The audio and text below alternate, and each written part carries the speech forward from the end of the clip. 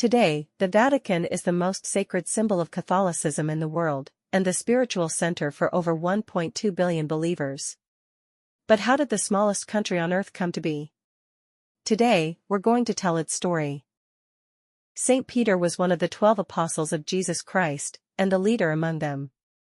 After Jesus died, Peter preached actively and helped establish the early church. He was eventually martyred in Rome.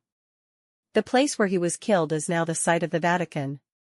St. Peter is honored as the first pope, and his successors have continued the line, pope after pope, up to the present day. In the beginning, the pope had none of the institutional power seen today. There was no official residence, no palace, and at times, they couldn't even appear in public. They preached under persecution and protected the faith in times of division. It wasn't until the year 313, when the Roman Emperor Constantine I issued the Edict of Milan, that Christianity was made legal. He also gifted the Lateran Palace, originally owned by his mother Helena and located in the southeast part of Rome, to the church. That palace became the Pope's residence, and Pope Miltiades was the first to live there. At the same time, Constantine ordered a church to be built over the burial site of St. Peter. That church would become St. Peter's Basilica.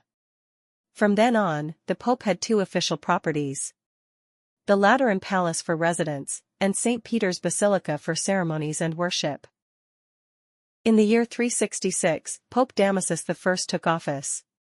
He unified doctrine, helped standardize Latin, and established the central role of the Bishop of Rome. From his time onward, the papacy began to take shape as an institution. Then, in the year 754, King Pepin of the Franks donated a large area of land in central Italy to the church. This land had been seized through military conquest and became known in history as the donation of Pepin. The Pope now became not just a spiritual leader, but a secular ruler, with armies, currency, legal authority, and a territory that once exceeded 40,000 square kilometers. That's about the size of modern-day Switzerland or the Netherlands. The Papal States were born. But the glory of the Middle Ages could not last forever. In the years 1307 and 1361, the Lateran Palace was destroyed by fire, twice. Meanwhile, internal conflicts plagued the church, and public security in Rome deteriorated. Pope Clement V was forced to move the papal court to the southern French city of Avignon. This began a nearly 70-year period known as the Avignon Papacy, during which 7 successive popes lived in France and were under the influence of the French monarchy. The Papal States existed in name only. When Pope Gregory XI returned to Rome in 1377, the Church once again split.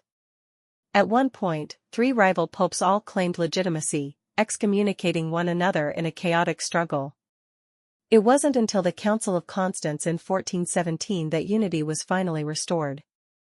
During this period, the papal residence was also moved from the Lateran Palace to St. Peter's Basilica.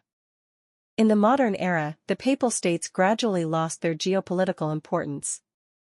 In the mid-19th century, a wave of nationalist movements swept across Italy. Finally, in the year 1870, Italian troops entered Rome. Pope Pius IX lost all of his secular territory. He refused to recognize the Italian government and called himself the prisoner of the Vatican. For 59 years, through 5 popes, the Vatican remained closed off. It rejected Italian postage, refused to acknowledge Italian courts or police, and banned believers from voting, isolating itself completely from the world. Then in 1929, the Holy See signed the Lateran Treaty with Mussolini's regime. The Vatican was officially recognized as a sovereign and independent state.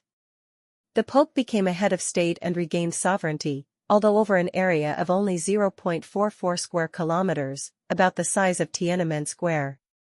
Today, though tiny in area, the Vatican has a complete national structure. It is a theocratic state, where the Pope is both the supreme leader of the Catholic Church and the head of state. The Vatican holds full sovereign status in the international community, maintains its own government, and has diplomatic relations with over 180 countries.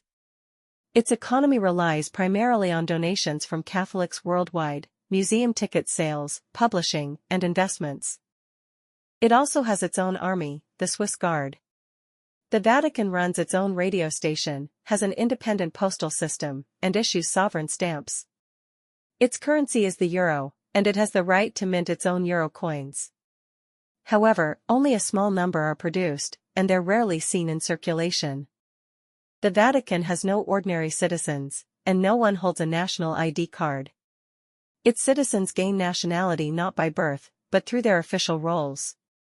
Today, the Vatican has around 800 citizens, mostly clergy, diplomats, guards, and Vatican staff.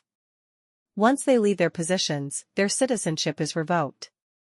By the way, the St. Peter's Basilica we see today is not the original one built by Constantine. That 4th century church stood for over 1,000 years, but eventually decayed and fell into disrepair. The current basilica was rebuilt during the Renaissance, with contributions from masters like Michelangelo. It wasn't fully completed until the 17th century. Its grandeur remains a breathtaking marvel of art and architecture. Thank you so much for watching. If you liked this episode, make sure to hit that like button, subscribe for more, share it with friends, and drop a comment below. This is The Sharp Angle. See you next time. Bye-bye.